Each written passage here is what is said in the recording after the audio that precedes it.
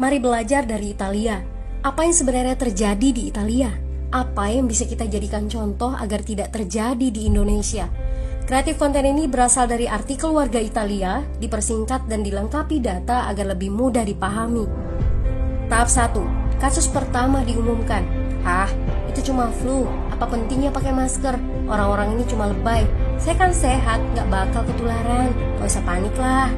Tahap 2. Jumlah positif COVID-19 mulai naik signifikan. Cuma beberapa yang kena. Yang meninggal pun hanya orang-orang tua saja yang emang udah punya penyakit. Hidup seperti biasa aja lah. Pacaran, nongkrong bareng temen, jalan-jalan ke mall. Tetep lanjut. Tahap ketiga, jumlah kasus meningkat dengan cepat, berlipat ganda dalam 1 hari. Tingkat kematian pun bertambah. 7 Maret, lebih dari 5.000 kasus positif COVID-19. Zona merah diberlakukan di Italia. Wilayah yang dikarantina hampir 25% dari luas Italia. Sekolah dan universitas tutup, tapi tempat kerja, bar, dan restoran masih buka.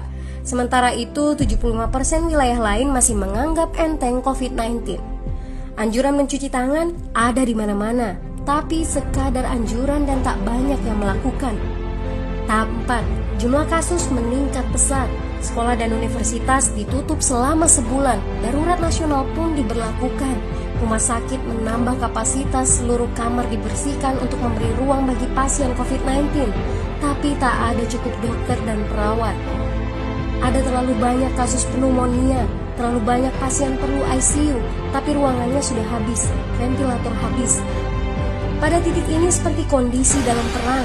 Dokter harus memilih siapa yang akan diobati berdasarkan peluang bertahan hidup. Itu berarti pasien lanjut usia dan punya penyakit bawaan seperti hipertensi, diabetes, stroke tidak masuk prioritas karena tidak ada lagi ruang. Sistem layanan kesehatan seketika runtuh. Tahap 5. 9 Maret mencapai lebih dari 9.000 kasus. Seluruh kota Italia lockdown. Orang-orang bisa pergi hanya untuk keperluan darurat dan dalam pengawasan ketat. Semua bisnis masih dibuka karena jika tidak, ekonomi akan runtuh. Itu kebijakan pemerintah. Mulai ada ketakutan, orang-orang mulai memakai masker dan sarung tangan.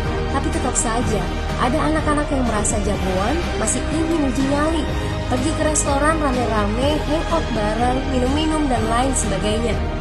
Tahap 6. 2 hari kemudian pemerintah Italia berubah pikiran. Semua bisnis harus tutup. Bar, restoran, pusat perbelanjaan, semua jenis toko, kecuali supermarket dan apotek. Penyebabnya, karena dalam sehari yang positif bertambah lebih dari 2.000 kasus. Penduduk yang mau keluar rumah harus mendapat surat izin. Surat izin ini didapatkan dari pos pemeriksaan polisi yang disebar di berbagai lingkungan. Yang melanggar bisa kena denda 3,3 juta rupiah. Bagi pasien positif yang tidak mau mengkarantina diri, bakal dituntut dengan pasal pembunuhan, hukuman 1-12 tahun penjara.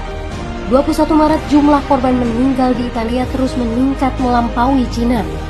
Sebagai gambaran, luas Italia itu kurang lebih 2 kali Pulau Jawa. Penduduknya lebih dari 60 juta jiwa. Lalu apa yang harus kita pelajari dari Italia? Yuk, mulai dari diri sendiri, mulai dari di rumah aja. Jaga kebersihan lalu isolasi diri dan keluarga. Tidak keluar rumah kecuali sangat penting. Ini saatnya memulai solidaritas.